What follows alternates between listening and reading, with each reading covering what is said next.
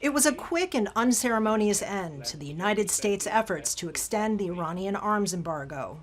The result of the voting is as follows: 2 votes in favor, 2 votes against, 11 as abstentions.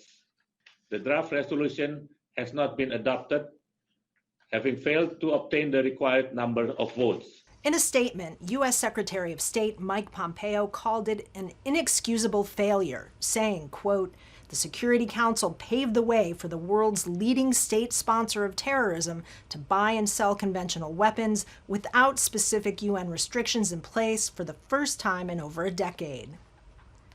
Under an agreement negotiated by the 5 permanent members of the Security Council and Germany aimed at stopping Iran from developing nuclear weapons, the 13-year-old ban on conventional weapons sales is due to expire in October. Russia and China, accusing the U.S. of undermining the deal, had threatened to veto the resolution, but didn't have to.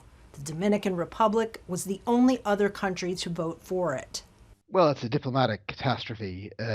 It just demonstrates that President Trump and his team are not only bad at the strategy of approaching Iran, they're bad at just the day-to-day tactics of diplomacy. It is unconscionable that they couldn't round up more than 1 vote for a resolution like this.